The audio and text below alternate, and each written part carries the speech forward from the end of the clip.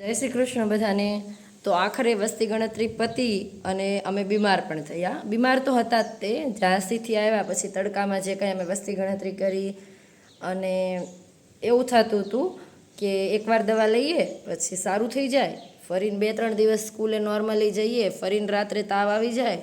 Same ધર્મને આવું થાય, મને આવું થતું હતું કે પેરાસિટામોલ લઉં ત્યાં સુધી સારું, આ તે. એટલે થોડી બીમારી ચાલી રહી છે એટલે હું બ્લોગ ડેઈલી નથી મૂકી રહી. પરંતુ જ્યારે હું ઝાંસી ગઈ હતી ત્યારે મેં બહુ બધા બ્લોગ શૂટ કર્યા હતા. તેને મેં અપલોડ કરવાનો મને મોકો નથી મળ્યો, કારણ કે આવીને બધા સરકારી કામમાં ફસાણેલી, ઘરના કામમાં ફસાણેલી હતી. તો હવે મેં વિચાર્યું કે હું બીમારીમાં નવો બ્લોગ તો નથી શૂટ કરી રહી, પરંતુ જે પુરાના જૂના બ્લોગ પડ્યા છે ઝાંસીના, તે હું તમારી સાથે શેર કરી રહી છું. તો જોઈએ કે મેં ઝાંસીમાં શું શું કર્યું હતું. તો ઝાંસીમાં આ દિવસે મારે એક મેડમને ફેરવેલ પાર્ટી આપવાની હતી. પાર્ટી તો નહીં, પરંતુ એને એમ કહેવાય ને ગુડ બાય વિશિશ કરવાનું હતું. તેની તૈયારીઓ મેં સવારથી જ ચાલુ કરી દીધી હતી, કારણ કે તેઓ ક્વાર્ટર છોડીને જઈ રહ્યા હતા.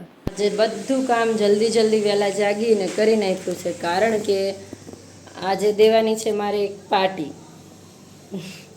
હું પોતે તૈયાર નથી થઈ, માત્ર નાહી ધોઈ લીધું છે, કારણ કે પાર્ટી ન કહી શકાય, ગેટ ટુગેધર કહી શકાય. પછી પહેલાં ખાઈ લઈ.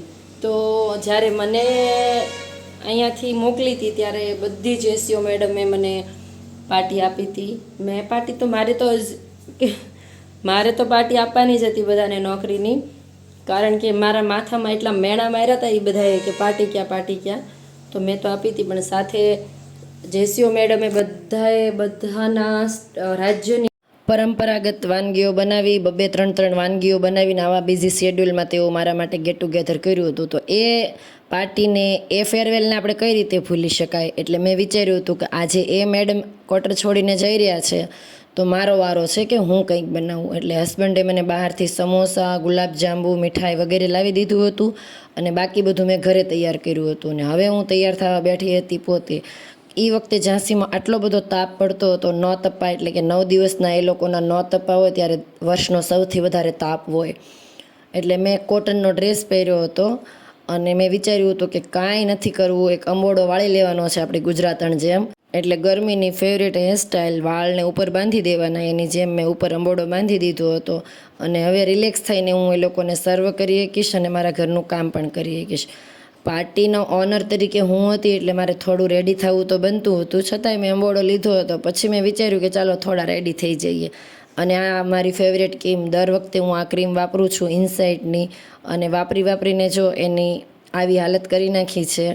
ઉપર ઢાંકણામાંથી પણ આપણે તો લઈ જ લેવાનું, અને એને અડધી નહીં 90% પૂરી કરી દીધી છે, કારણ કે મારી સ્કિનને તો આ ઘણી સુટેબલ થઈ ગઈ છે ઇનસાઇટની આ ક્રીમ, જેમાં તમારે અલગથી ફાઉન્ડેશન, ક્લિન્ઝર આ કંઈ લગાડવાની જરૂર નથી રહેતી. માત્ર એક ક્રીમ લગાવો એટલે તમારી સ્કિન એકદમ ફ્રેશ ફીલ કરવા માંડે છે. પછી તો હું રેડી થઈ હતી, અને વચ્ચે મારે જોવાનું પણ હતું કે એ લોકોને મેં ટાઈમિંગ આપ્યો છે, તો એ ટાઈમિંગ પહેલાં હું રેડી થાઉં છું કે નહીં એમ. હવે ઘટતો હતો એક ચાંદલો અને લિપસ્ટિક, કારણ કે અહીં યુપી બિહારમાં તો દુનિયાભરની માણસો લિપસ્ટિક લગાવે, પરંતુ મેં વિચાર્યું હતું કે આવી ગરમીમાં લિપસ્ટિક લગાડીને રેળાઈ જાય એની કરતાં નથી લગાડવી, એ જ સારું રહેશે. અને બસ હવે પાર્ટી ઓનર રેડી હતા. અને આ કુલર જોઈ રહ્યા છો, યુપી બિહારમાં આવા કુલર બહુ હોય, આપણે ગુજરાતમાં આવા કુલર ઓછા મળે. મેં આવા કુલરને રોજડા કુલર નામ પાડ્યું હતું, કારણ કે હવા દુનિયાભરની ફેંકે અને અવાજ કરે, પરંતુ હવા નોર્મલ કુલર કરતાં 10 ગણી વધારે આપે છે. તો અહીંના તો આ મોસ્ટ ફેવરેટ કુલર છે. પછી કોલ્ડ ડ્રિંક્સ વગેરે મેં રેડી કરી લીધું હતું, પરંતુ આપણે ભારતીય મહિલા ગમે તેટલી ગરમી પડે, પરંતુ એ લોકોને તો ચા જોતી જ હતી. એમાંય એ નોર્થ ઇન્ડિયન, એટલે ચા વગર તો કેમ ચાલે. વચ્ચે મેં કોઈ શૂટ નહોતું કર્યું, અમે તો ઘણું જમવાની બાકાજીકી બોલાવી લીધી હતી. પછી અમે લોકોએ શૂટ કરવાનું ચાલુ કર્યું હતું, અને બધા મેડમ છે એ ધીમે ધીમે આવી ગયા હતા મારા ગેસ્ટ રૂમ ઉપર. મેં કીધું હતું અમારું ઘર તો નથી, ગેસ્ટ રૂમ છે, થઈ શકે એવી મેં તૈયારી કરી છે. તો એ લોકોએ કીધું ગેસ્ટ રૂમમાં તું પાર્ટી આપે છે એ જ મોટી વાત છે. મેં કીધું પાર્ટી તો નહીં, પરંતુ તમે બધા આવ્યા એ મારા માટે મોટી વાત છે. અને આટલા વર્ષ બધા સાથે રહ્યા હોય ને હવે જ્યારે એકદમ બિછડવાનો સમય આવે ને ત્યારે બહુ ખરાબ લાગે છે. ને આ પિંક કલરના ડ્રેસવાળા મેડમ છે તે હવે ક્વાર્ટર છોડીને પોતાના રાજ્ય જમ્મુ કાશ્મીરમાં જઈ રહ્યા છે. તો એ શ્વેતા મેડમને અમે બહુ શુભકામનાઓ આપી હતી. અને બધા ઇમોશનલ થતા હતા, એટલે બધા એકબીજાને હસાવતા હતા. અને કેટલા વર્ષ ફોજમાં આર્મીમાં કાઢ્યા હોય. અમે મેડમને કીધું હતું કે તમે 2 શબ્દ બોલો, પરંતુ મેડમ કહેતા હતા કે જો હું બોલીશ તો રોવાઈ જશે મારાથી.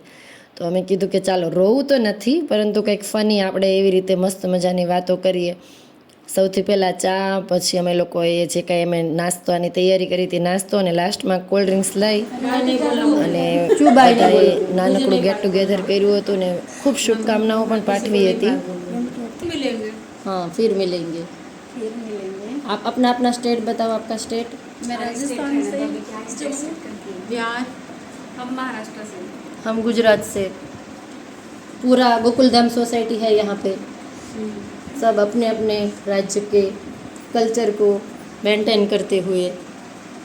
चलो सबको शुभेच्छा आने वाले भविष्य के लिए. धन्यवाद. પછી અમે બધા પડી ગયા હતા છૂટા, કારણ કે સવારના ટાઈમે આ બધું અમે આયોજન રાખ્યું હતું. એટલે બપોર થતાં બધા છૂટા પડી અને પોતાના ક્વાર્ટર ઉપર ગયા હતા, કારણ કે હવે હસબન્ડને આવવાનો ટાઈમ થાય તો એમની માટે પણ રસોઈ બનાવવાની હતી. અને સાંજે આવી ગયા હતા સાંઈ અને ચેતન. તો ચેતનભાઈની આ ગાડી દેવા માટે મારે એમના ઘરે અને ચેતનભાઈને પોતાને એના ઘરે પહોંચાડવાના હતા. અને પછી સાંજે અમે નીકળી ગયા હતા મેડમ માટે કંઈક ગિફ્ટ લેવા માટે, કારણ કે અહીં ફોજમાં કલ્ચર છે કે કોઈ જાય ત્યારે એને જરૂર ગિફ્ટ આપીએ તો એ ગિફ્ટના બહાને પણ આપણને યાદ કરે. એટલે આમ તો હસબન્ડને ટાઈમ મળતો નહોતો, એટલે સાંજે તેઓ આવ્યા ત્યારે મેં તેમને વાત કરી આ બધી. તો તેમણે કીધું ચાલો લઈ આવીએ. અમને એમ હતું કે અમને આસપાસથી મળી જશે, એટલે હું તો બિલકુલ નાઇટ ડ્રેસના કેઝ્યુઅલ કપડામાં ગઈ હતી. મેડમની દીકરીઓ માટે મને એમ લાગ્યું કે કંઈ ગિફ્ટ લઈએ, પરંતુ સ્ટોરમાં જોઈએ તો બધો ચાઇનીઝ સામાન હતો. મને લાગ્યું કે આ બસ 5 દિવસ પહેરશે અને તૂટી જશે, આમાં કોઈ કામનું આવશે નહીં. મારે એવું કંઈક ગિફ્ટ લેવું હતું કે તેઓ યુઝ પણ કરે અને મને યાદ પણ કરે. મેં ટ્રાયપોડ પણ અહીંયા ચેક કર્યો હતો કે મને ટ્રાયપોડ લેવાનો વિચાર હતો. પછી અમે બાજુના સ્ટોરમાં ગયા, ત્યાં તો મજા આવી નહીં. અને મને ત્યાં આવી સ્માઇલીવાળી સ્ટીલની હેવી ડિશિસ દેખાઈ ગઈ હતી. આની ક્વોલિટી પણ ખૂબ સારી હતી અને આ બચ્ચા ખાય તો સારું પણ લાગે. એટલે એમની બંને દીકરીઓ માટે મેં આવી ડિશિસ ઉઠાવી હતી અને તેની જ ખરીદી કરી લીધી હતી. ને બાજુમાં રહેલા અમે રિલાયન્સ ડિજિટલમાં ગયા હતા, મારે કંઈક સામાન જોતો હતો, પરંતુ ત્યાં મને એ સામાન તો ન મળ્યો, પણ ધર્મને આ આઈફોન મળી ગયો હતો. એમાં એ મફતમાં ગેમ રમવા માંડ્યો હતો. મેં કીધું ભાઈ મૂકી દે, એ આઈફોન છે, બોલે આમાં એક ગેમ તો રમવા દો એમ. અમે આખો ડિજિટલ સ્ટોર છે એ થોડો ઘણો કહેવાય ને જોયો, પરંતુ ભાવ જોઈને તો મારી આંખો ફાટી ગઈ હતી. અને હું નાઇટ ડ્રેસના પેજામા અને ટી શર્ટમાં ઘૂમતી હતી પાછળ બેગ ટીંગાડીને. વિચારો, હું આવી હતી જસ્ટ બહાર થોડુંક કામ પતાવવા, પરંતુ કરતાં કરતાં અમારે રાત થઈ ગઈ. તો હસબન્ડે કીધું હવે જમતા જ જઈએ. હવે આવા હાઈફાઈ રેસ્ટોરન્ટમાં આવ્યા છીએ અને મારા કપડાની હાલત આવી છે. અને અહીંયા આવીને મેં જોયું ભીંડી મસાલા 200 રૂપિયાનું. એટલે જુઓ મારી બહેનો, તમે ઘરે જે ભીંડો બનાવો છો ને એની કિંમત જેવી તેવી નથી. 200 રૂપિયાનો ભીંડો બનાવો છો એટલે પોતાની કિંમત તો ક્યારેય ઓછી હાંકવાની જ નહીં તમારે. અને ગુજરાતી હોય અને પલાઠા ના વાળે એવું કેમ બને? અને અમારા ટેબલની બાજુમાં જ સેલિબ્રેશન ટેબલ હતું, એટલે કોઈનો બર્થડે, કોઈની એનિવર્સરી બધું અમે સાથે સાથે મનાવતા હોય એવું લાગતું હતું. અને બસ અમે અમારા ઓર્ડરની રાહ જોઈ રહ્યા હતા, કારણ કે અહીં આવીને મેં ઢોસા બનાવ્યા નહોતા, કારણ કે અહીં ઢોસાનો તવો ગેસ્ટ રૂમમાં તો હતો નહીં. તો હસબન્ડે મને રેસ્ટોરન્ટમાં પૂછ્યું હતું કે શું મગાવવું છે, તો મેં તો પહેલાં ધડાકે કહી દીધું હતું કે ઢોસા, બહુ દિવસથી ઢોસા ખાધા નથી. તો હું એમ કહેતી હતી જો મને અહીંયા ટાલ પડી ગઈ એવું તમને નથી લાગતું? મારા આટલા બધા હેરફોલ જાય છે. તો એ કહેતા હતા પાણી વધારે પીવો, ટેન્શન ઓછું રાખો. બસ હસબન્ડ પાસે દરેક વસ્તુના આ જ સોલ્યુશન હોય છે. ને મને કહેતા હતા આ પલોઠા વાળમાં તું. મેં કીધું પલોઠી વાળા વગર તો મને કમ્ફર્ટેબલ લાગશે નહીં, એટલે પલોઠી તો હું વાળવાની. અને જેવી હું વોશરૂમમાં ગઈ એટલે હું મારા ફોનનું આ કવર જોતી હતી. કવરની હાલત ચારેકોરથી એના કલર જતા રહ્યા છે. અમે 3 દુકાને ભટક્યા હતા, પરંતુ મને જેવું થોડું ફેશનેબલ કવર જોતું હતું એ મળ્યું નહીં. મારા ફોનની પણ મારી જેમ પજામા ટી શર્ટ જેવી હાલત થઈ ગઈ હતી એવું લાગતું હતું. મેં કીધું તો આવું સિમ્પલ નહીં, હંમેશા સિમ્પલ કવર બતાવતા હતા. તો મેં કીધું કે નહીં ભાઈ, થોડું ફેશનેબલ બતાવો, 2 દુકાન વધારે જઈશું. અને પછી અમારો ઓર્ડર આવી ગયો હતો. ઢોસા ક્રિસ્પી અને સરસ હતા. અને આ ભાઈએ મગાવ્યું હતું ડુંગળી વગરનું બર્ગર. અને પાછળ એનિવર્સરી કોઈની સેલિબ્રેશન થતી હતી અને એમની સાથે કોઈ ગુજરાતી ફોજીઓનું જ ગ્રુપ હતું.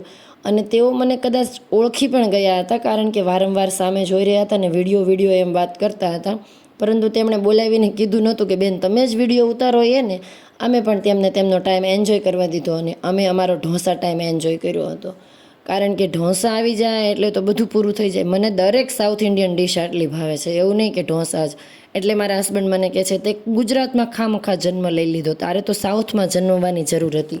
આમથી બીજી વસ્તુમાં એમ કહે છો કે બસ મારું પેટ ધરાઈ ગયું, હવે હું નહીં ખાઈ શકું, પરંતુ સાઉથ ઇન્ડિયન ડિશ તો મન ભરીને ખા છો. મેં કીધું હશે કાંઈક ઓલા ભાવનું કનેક્શન સાઉથ સાથે, એટલે સાઉથ ઇન્ડિયન ડિશને હું મન ભરીને ખાઉં છું. અને પ્રેગ્નન્સીમાં પણ મેં એટલી બધી સાઉથ ઇન્ડિયન ડિશિસ ખાધી હતી, એટલે મારો ધર્મરાજ છે ને એ પણ સાઉથ ઇન્ડિયન ડિશિસનો આવો જ દીવાનો પાક્યો છે. હવે એ તો બદલી શકાશે નહીં, જે છે એ આ છે. બિલિંગ કાઉન્ટર ઉપર ભગવાનનું નાનું એવું સરસ મંદિર હતું, એટલે મેં તો દર્શન કરી લીધા અને ભગવાનને ટાટા બાય બાય કીધું કે હવે અમારો ઝાંસી છોડવાનો થોડાક દિવસમાં સમય આવી રહ્યો છે. અને બહાર આવીને જોયું તો ડોગેશભાઈ તો મસ્ત આરામ ફરમાવતા હતા. અમે પણ ઘરે જઈને થાક્યા પાક્યા સૂઈ ગયા હતા. અને બીજા દિવસે નેક્સ્ટ ડે સવારમાં સોમાભાઈના ઘરેથી, એટલે કે સાંઈ અને ચેતનના ઘરેથી મસ્ત ઢોસા, સાંભાર, ચટણી એવું બધું આવી ગયું હતું. મેં કીધું આવું બધું શા માટે મોકલાવે છો? તો બોલી હવે તો તું ઝાંસી છોડીને જઈ રહેવાની છો ને, તો જાતા તો મારા ઢોસા ખાવા પડે ને તારે. મેં કીધું બેન તારું આ ઋણ ક્યારે ચૂકવીશ? પરંતુ મેં એનું ઋણ ચૂકવી દીધું છે, હું આગળના વિડીયોમાં તમને જરૂર જણાવીશ. અને અમે તે જ દિવસે કેન્ટીન જવા નીકળી ગયા હતા. આર્મી વાઈફને ખબર જ છે, બાકી બધા શોપિંગ મોલ જાય, મોટી મોટી બજારમાં જાય, પરંતુ આર્મી વાઈફ પોતાની કેન્ટીનમાં જાય અને કેન્ટીનમાંથી શોપિંગ કરે છે. તો અમે કેન્ટીનમાં નીકળી ગયા હતા અને મારે જે સાથે ગુજરાત લઈ જવાની વસ્તુ હતી જીવન જરૂરિયાતની, એ બધી જ વસ્તુ મેં ત્યાંથી ખરીદી લીધી હતી. અને હવે આ ધર્મ ના તો ટ્રોલી મને ચલાવવા દેશે કે ના તો તેના પાપાને ચલાવવા દેશે. હવે મારો સમય ચાલ્યો ગયો, હવે ટ્રોલી પર તેનો હક આવી ગયો છે, કારણ કે ભાઈ મોટા થઈ ગયા છે. અંદર બહાર ગમે ત્યાં ટ્રોલી ફેરવવાની હોય, ટ્રોલી તો એ જ ફેરવશે, ચાહે ગમે તેટલી ધીમી ચાલે, પડી જાય, પરંતુ આપણી વાત નથી માનવાની, ટ્રોલી તો હું જ ચલાવીશ. મેં કીધું તું પણ તડકામાં હેરાન થઈ લે એટલે તને ખબર પડે. ત્યારબાદ ટ્રોલીમાંથી બધો સામાન મેં બેગમાં લગાડ્યો અને ઘરે જવા નીકળ્યા. હું આ સાથે નાનો એવો રૂમાલ લઈ આવી હતી, કારણ કે ગરમી સખત હતી અને ગાડી જ્યાં પાર્ક કરો ત્યાં એકદમ ગરમ થઈ જતી હતી, તો કેમ બેસવું? તો આ જુગાડ મેં દેશી જુગાડ લગાડ્યો હતો. અને મને હસબન્ડ કહેતા હતા તને શરમ નથી આવતી, તું રૂમાલ લઈને ફરે છે? મેં કીધું એમાં શેની શરમ આવે. ઘરે આવીને મેં આ ડિશના પ્રાઇસ ટેગ હટાવ્યા હતા અને સીધી હું તેમના ઘરે દેવા ગઈ હતી. અને ત્યારબાદ મારા માટે જે આ ગિફ્ટ આવ્યું હતું એ જોઈને તો હું તો શોક થઈ ગઈ હતી. તેમણે મારા માટે આ ગિફ્ટમાં કશ્મીરી શોલ મોકલાવી હતી અને એની ઉપર બધું જમ્મુ કાશ્મીરનું હેન્ડવર્ક કરેલું હતું. મેં તેમને ખૂબ ના પાડી હતી કે મારે આ ગિફ્ટની કોઈ જરૂર નથી, તમે મારી સાથે રહ્યા આટલા વર્ષ, એટલો પ્રેમ એ જ બહુ મારા માટે તો છે. પરંતુ તેઓ બહુ ઇમોશનલ થઈ ગયા હતા કે આપણે બહુ સરસ સાથે સમય વિતાવ્યો અને આ શોલના બાને તું જ્યારે યુઝ કરીશ ત્યારે યુટ્યુબમાં તમે મારા વિડીયો જોવો તો છો, પરંતુ એને લાઇક નથી કરતા, સબસ્ક્રાઈબ નથી કરતા. મને બતાય છે કે આટલા વ્યૂ એ આટલી જ લાઇક કેમ આવી? તો પ્લીઝ જો તમને ગમતો હોય તો મારી મહેનત માટે એક લાઇક કરી શકો છો અને મને સબસ્ક્રાઈબ કરી શકો છો. થેન્ક યુ અને જય દ્વારકાધીશ.